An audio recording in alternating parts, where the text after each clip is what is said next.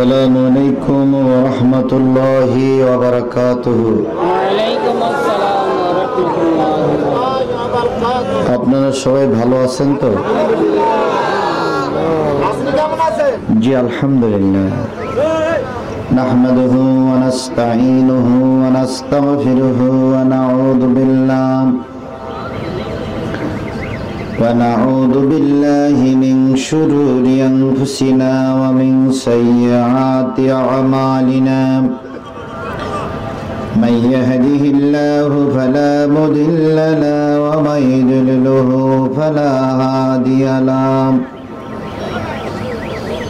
ونشهد أن لا إله إلا الله وحده لا شريك له الذي أرسله بالحق بشيرا ونذيرا وداعيا إلى الله بإذنه وسراجا منيرا. فقد قال الله تعالى في كلامه المجيد وفرقان الحميد. أعوذ بالله من الشيطان الرجيم. بسم الله الرحمن الرحيم. وسيق الذين كفروا إلى جهنم زمرا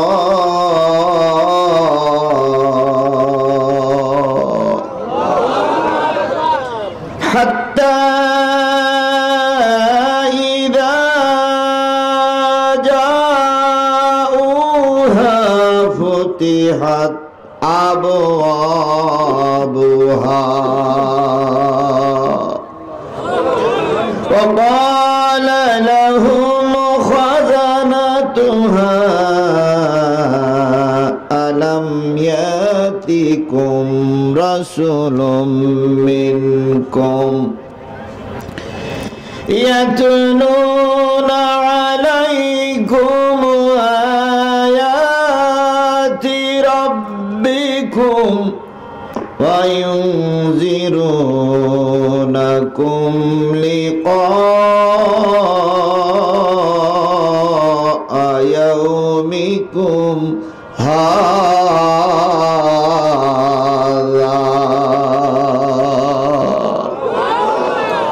قالوا بلى ولكن حقت كلمة العذاب على الكافرين.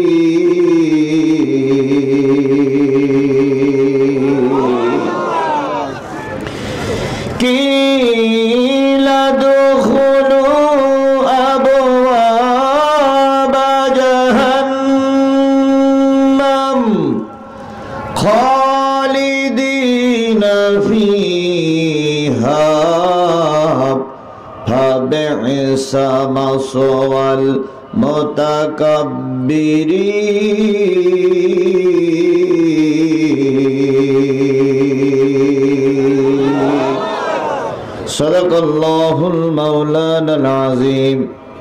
وأما الشان حديث وعن أبي هريرة رضي الله تعالى عنه قال قلت يا رسول الله أي الأعمال الأفضل؟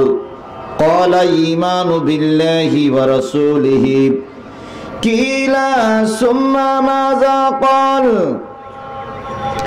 قال الجهاد في سبيل الله أو كما قال رسول الله صلى الله عليه وسلم.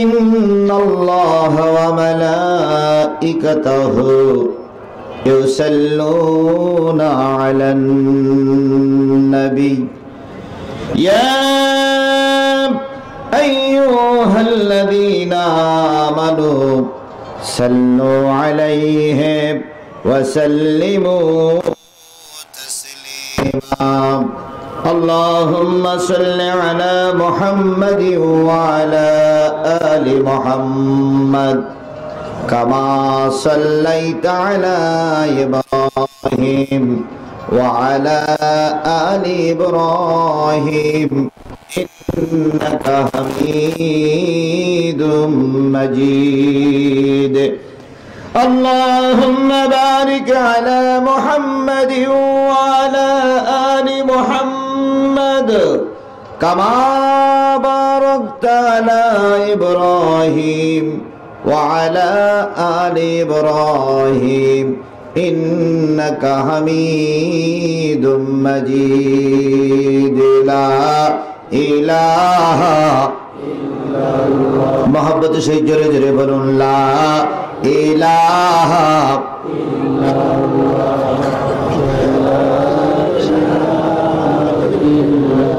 لا إله لا إله لا إله إلا الله محمدুর পাখির গানে গানে হাওয়ার টানে টানে পাখির গানে গানে হাওয়ার সুরে সুরে ওই নামেরই পাই মহিমা হলে আপন হারালা ইলাহা লা ইলাহা লা ইলাহা ইল্লাল্লাহ মুহাম্মাদুর রাসূলুল্লাহ সকলে জবান খুলে একসাথে এক বাক্যে বলছি সাল্লাল্লাহু আলাইহি ওয়াসাল্লাম চক জামিনী মহিউস সুন্নাহ হাফিজি আর এটা কি কারিয়ানা কওমি মাদ্রাসার উদ্যোগে আয়োজিত 19তম 2 দিন ব্যাপী তাফসীরুল কোরআন মাহফিল 19তম 2 দিন ব্যাপী তাফসীরুল কোরআন মাহফিলের আজকের দ্বিতীয় দিন সমাপনী দিবস এই সমাপনী দিবসের শ্রদ্ধাভাজন সম্মানিত সভাপতি মাওলানা মোহাম্মদ ইউনুস আলী সাহেব সহকারী অধ্যাপক দারুল ফালা আলিম মাদ্রাসা ও বিএম কলেজ সিরির বন্দর আজকের এই মাহফিলের সম্মানিত প্রধান অতিথি জনাব মোহাম্মদ শফিকুল ইসলাম সাহা ট্রেডার্স আমবাড়ি বাজার আমন্ত্রিত অতিথিবৃন্দ আলোচনা করলেন তরুণ উদীয়মান বক্তা সাতক্ষীরার গর্ব গোটা বাংলাদেশের মাটিতে অনেক জায়গায় আলোচনা করছেন আমার ছোট্ট ভাই হযরত মাওলানা কারি মোহাম্মদ হাবিবুল্লাহ বেলালি সাহেব সহ গর্বিত মায়ের গর্বিত সন্তান শ্রদ্ধেয় ওলামায়ে হযরত দিনাজপুর জেলার বিভিন্ন কুঠির থেকে আগত দিনদার পরেজগার মুত্তাকি মুসলমান ভাই ও বন্ধুগণ পর্দায় অবস্থানরত শ্রদ্ধাশীল মা ও বোনেরা সকলকে নিয়ে আবারও সালাম বিনিময় করছি আসসালামু আলাইকুম ওয়া রাহমাতুল্লাহি ওয়া বারাকাতুহু আল্লাহ পাকের দরবারে কোটি কোটি শুকরিয়া যিনি আপনাকে আমাকে মুসলমানের ঘরে জন্মগ্রহণ করার সুযোগ দান করেছেন আপনি আমি মুসলমান, এজন্য খুশি না বেজার? সবাই মিলে বলুন তো, খুশি না বেজার? আমি কি ইচ্ছা করেই মুসলমান হয়েছি? কে আমাকে মুসলমান বানিয়েছেন? আল্লাহ ইচ্ছা করলে আপনাকে আমাকে অন্য কোন ধর্মের ঘরে দিতে পারতেন। আল্লাহ ইচ্ছা করলে আপনাকে আমাকে হিন্দু বানাতে পারতেন। আল্লাহ ইচ্ছা করলে আপনাকে আমাকে খ্রিস্টান বানাতে পারতেন। আল্লাহ ইচ্ছা করলে আপনাকে আমাকে ইহুদি বানাতে পারতেন। আল্লাহ ইচ্ছা করলে আপনাকে আমাকে বৌদ্ধ বানাতে পারতেন। তা না বানিয়ে দয়া করে মায়া করে আল্লাহ আপনাকে আমাকে মুসলমান বানিয়েছেন। এর চাইতে বড় নিয়ামত আর কিছু হতে পারে? আল্লাহর কাছে সবচেয়ে প্রিয় যে ধর্মটা, সে ধর্মটার নাম কি? ইন্নাদ-দীনা ইনদাল্লাহিল ইসলাম। আল্লাহর কাছে মনোনীত জীবন বিধান হচ্ছে ইসলাম। সেই ইসলাম ধর্মের অনুসারী করে আল্লাহ আমাকে মুসলমান বানিয়েছেন। মুসলমানের ভিতরে বিভিন্ন জাত এবং পদের মুসলমান আছে। কেউ 2 দিন নামাজ পড়া মুসলমান, কেউ শুক্রবারের নামাজ পড়া মুসলমান, কেউ জীবনে 1 ওয়াক্ত নামাজ পড়তেছে না, উনিও মুসলমান। কেউ মসজিদ মাদ্রাসাগুলো ভেঙে মাটির সঙ্গে মিশাই দিচ্ছে, উনিও মুসলমান। কেউ আলেম ওলামাদের রক্ত নিয়ে সিনিমিনি খেলতেছে, উনিও মুসলমান। কেউ কোরআনের তাফসীর বন্ধ করছে, উনিও মুসলমান। কেউ হুজুর দেখলে সহ্য করতে পারে না, উনিও মুসলমান। কেউ বাংলাদেশের জমিনে কোরআন থাকুক মেনে নিতে পারে না, উনিও মুসলমান। আপনিও মুসলমান, আমিও মুসলমান। কথা ঠিক না বেঠিক? আল্লাহ বলতেছেন, কুনতুম খায়রা উম্মাতিন উখরিজাত লিন-নাস। আল্লাহর কোরআন তেলাওয়াত শুনে যদি কেউ আল্লাহু আকবার বলে, আল্লাহ তার জান্নাতে যাওয়ার পথ সহজ করে দেন। জোরে বলুন না আল্লাহু আকবার। কুনতুম খায়রা উম্মাতিন উখরিজাত লিন-নাস তা'মুরুনা বিল মা'রুফি ওয়া তানহাউনা আনিল মুনকার ওয়া তু'মিনুনা বিল্লাহ।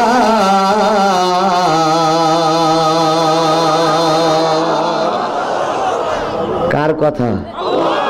কোরআন শরীফে এই আয়াত আছে বলে মনে হয়। আল্লাহ বলতেছেন, কুনতুম খায়রা উম্মাতিন। উম্মত মানে হলো দল, উম্মত মানে হলো গোষ্ঠী, উম্মত মানে হলো অনুসারী। তোমরাই সর্বোৎকৃষ্ট উম্মত, তোমরাই সর্বোৎকৃষ্ট দল।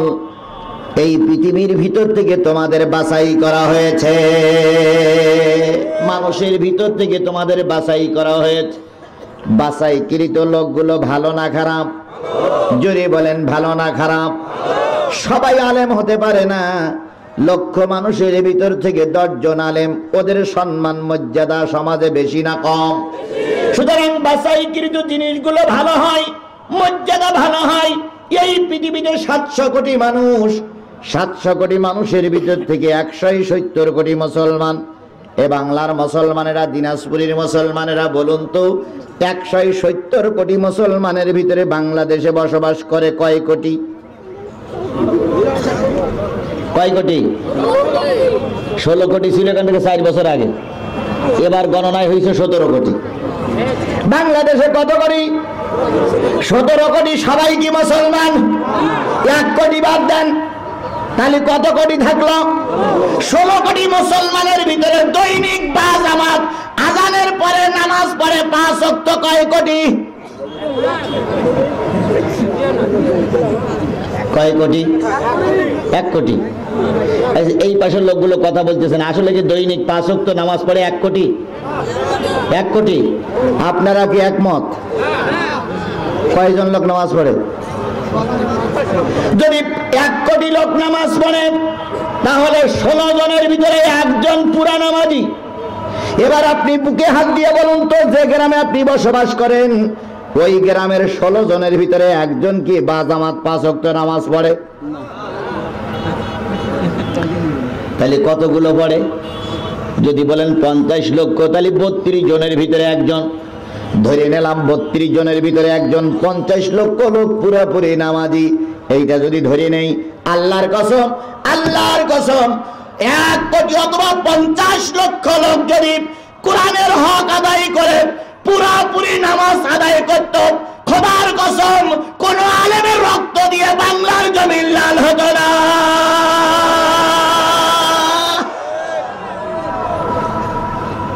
নামাজ তো পড়েই না, আর নামাজে কি পড়ে তা ও জানে না, ও 14 গোষ্ঠী জানে না। সূরা ফাতিহা জানে তা আত্মাহিয়াতু জানে না, আত্মাহিয়াতু জানে তা দোয়া কুনুত জানে না, দোয়া কুনুত জানে তা সূরা ফালাক জানে না। কি কায়দায় সূরা পড়ে? আলাম তারা কাইবা ফালা ফালাই রব্বুকা। পুকুর শুদ্ধ পানি পড়া, গেরাম শুদ্ধ খা।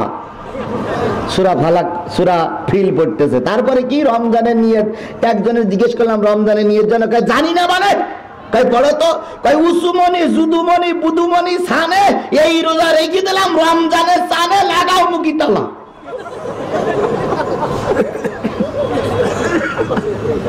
আমাদের সমাজে এরকমই মুসল্লি, জোরে বলেন ঠিক কিনা? সূরা ফালাক পড়তে পারে না, নাস পড়তে পারে না, সূরা ইখলাস পড়তে পারে না।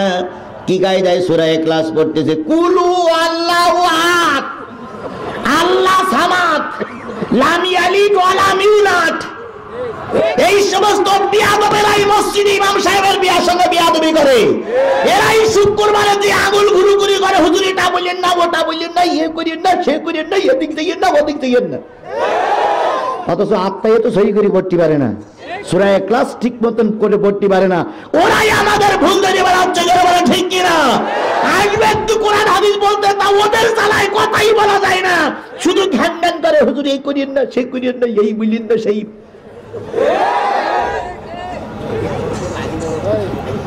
আমার ভাষায় আমি বলি, এখন আর গাই গরুতে দুধ দিচ্ছে না, এখন সব এই গরুতে দুধ দিচ্ছে। তার মানে আলেমরা আলেমদের ভুল ধরবে, ইমাম ইমামের ভুল ধরবে, ইমাম ইমামের পিছনে লোক বাঁধবে।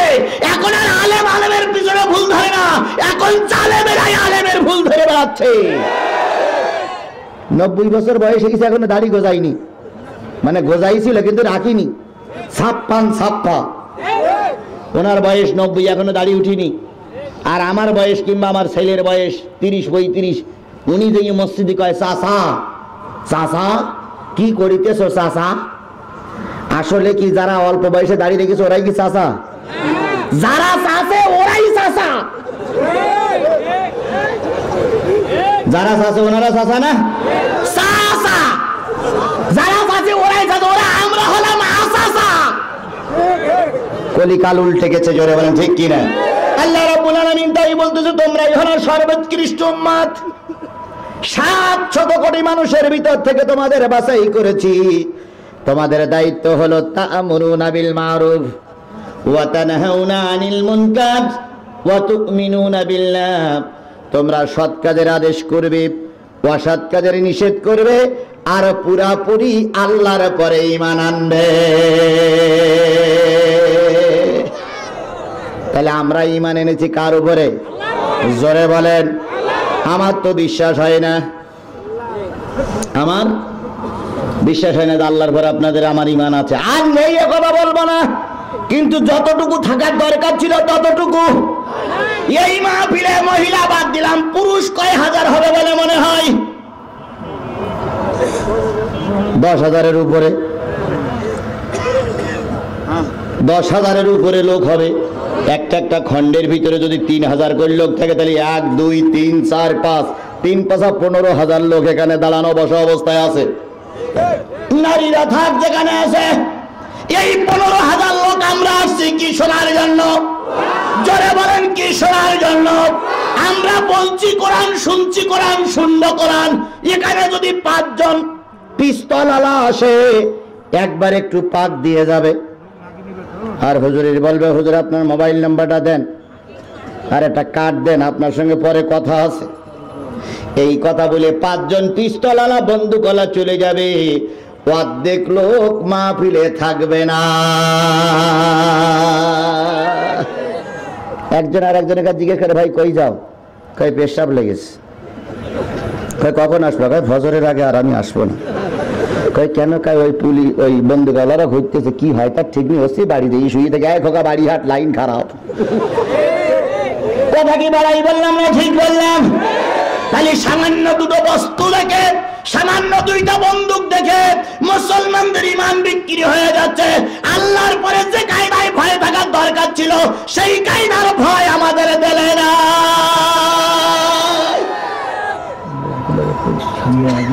আচ্ছা হবে না, আমি দেখতেছি। শুরু যখন করিস আমি বুঝলাম যে কি করা লাগে। না ওইরকম কোনো ব্যাপার নেই, ওইরকম কোনো ব্যাপার নেই। বিনা দাওয়াতে আসেনি, দাওয়াতেই এসেছে এখানে। কেউ কিছু বললে আর আমি লেজপত্র ব্যাটিং পত্র গোছালাম, ও সন্তান আমি না। যতক্ষণ আছি বাঘের বাচ্চার মতন চলবে।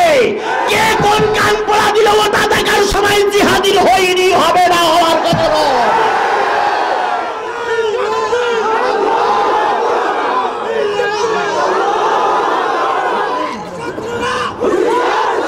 থাক, হয়েছে হয়েছে, এখানে কোনো শত্রু নেই, সব আমাদের মিত্র। কথা ঠিক না বেঠিক?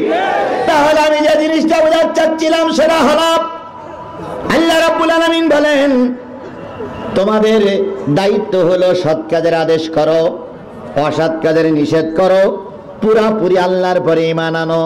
এবার ঈমানদারদের পরীক্ষা হবে। কথা ঠিক না বেঠিক? যে ছাত্র স্কুলে ভর্তি হয় সেই ছাত্রের পরীক্ষা হয়। আজকে যে 4 জন ছেলে না 5 জন, কয়জন ছেলে পাগড়ি পরালাম? 4 জন ছেলের মাথায় পাগড়ি দিলাম, 4টে টকবকে গোলাপ আজকের এই মাদ্রাসা থেকে বাহির হয়ে গেল। সুবহানাল্লাহ। এই 4টে টকবকে গোলাপ কি একদিনে বাহির হয়েছে? তিলে তিলে তিলে তিলে পরীক্ষা দিতে হয়েছে, পড়া দিতে হয়েছে, পড়া নিতে হয়েছে। তারপরে না ছাত্ররা পাগড়ি পরে পরিধান করে বাহির হলো। তুমি আর আমি যদি কলেমাওয়ালা হই, তোমার আর আমার পরীক্ষা হবে। বেঈমানের বাচ্চার কোনো পরীক্ষা হয় না। ঈমানদার লোকের পরীক্ষা হবে। কথা ঠিক না বেঠিক? ঈমানদার লোকদের পরীক্ষা হবে। বেঈমান কাফের মুশরিকের কোনো পরীক্ষার দরকার নাই, কারণ ওরা তো স্কুলে ভর্তি হয়নি। আমরা কোন স্কুলে ভর্তি হয়েছি? কোরআনের স্কুলে যদি ভর্তি হও, পরীক্ষা তোমার চলবে। কি দিয়ে পরীক্ষা নেবে সেটা কোরআনে আছে না নাই? আল্লাহ বলতেছেন ওয়ালা নাবলুওয়ান্নাকুম বিশাইইম মিনাল খাউফি ওয়াল জু ওয়া নাকসিম মিনাল আমওয়ালি ওয়াল আনফুসি ওয়াত সামারাত ওয়া বাশশিরিস সাবিরিন।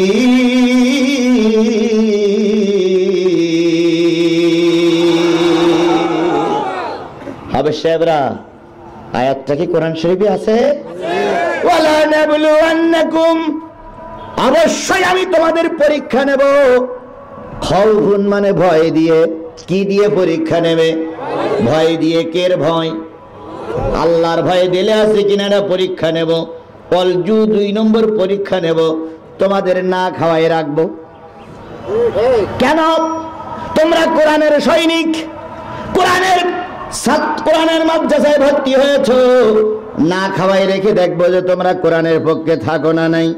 এরপরে জানের ক্ষতি হবে, ফসলের ক্ষতি হবে, মালের ক্ষতি হবে, জেলখানায় ভর্তি হবে, হাত কড়া আসবে, পায়ে বেড়ি পড়বে।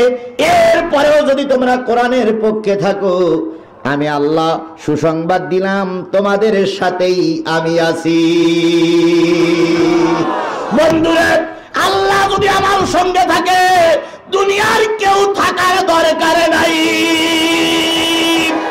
সেই আল্লাহরে সাথী নিয়ে এই 15,000 মধ্যে মুজাহিদ দিয়ে আল্লাহর শুকরিয়া আদায় করে কোরআনের মাহফিল শুরু করছি। সকলে মিলে বলছি আলহামদুলিল্লাহ।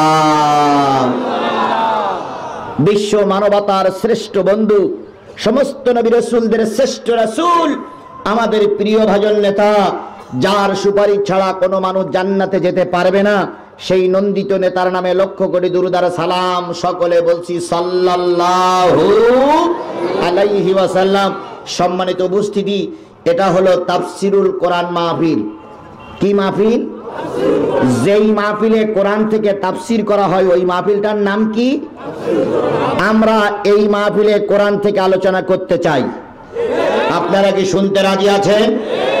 যদি কেউ রাজি না থাকেন, তাহলে এই তাফসির মাহফিল লেখার আগেই অবজেকশন দিতে হতো। আপনারা তাফসীর মাহফিল দিলেন, আমাকে দাওয়াত করে নিয়ে আসছেন হুজুর তাফসীর করবেন। এতগুলো লোক দাওয়াত করে নিয়ে আসছেন, কোরআনের তাফসীর হবে, কোরআনের আলোচনা হবে। আজকে যদি আলোচনা করতে নাই দেন, তাহলে কেনই বা তাফসীর মাহফিল লিখলেন আপনারা?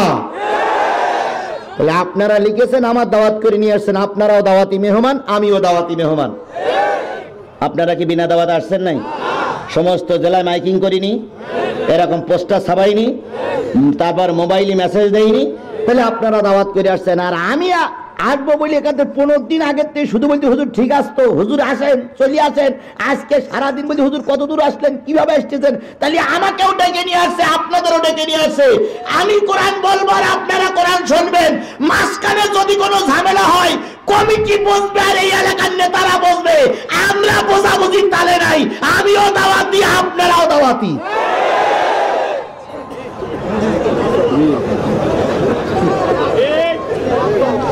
তাহলে দাওয়াত করে নিয়ে আসছে এই ভাইরা, যারা এই চেয়ারে বসে আছে, এই ভাইরা দাওয়াত করে নিয়ে আসছে, পিছনের ভাইরা দাওয়াত করে নিয়ে আসছে। আমারে বলতে হুজুর আপনি কোরআন বলেন। আগের যে ঘোষক সে কি বলে গেল যে হুজুর আপনি কোরআন হাদিস থেকে কথা বলেন, আমরা শুনতে রাজি, তাই বলেছে না?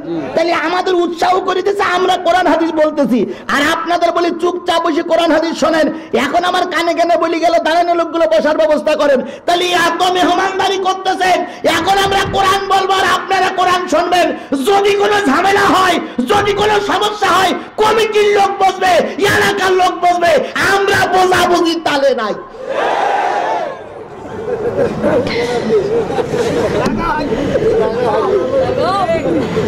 কথা কি বুঝাতে পেরেছি আমি?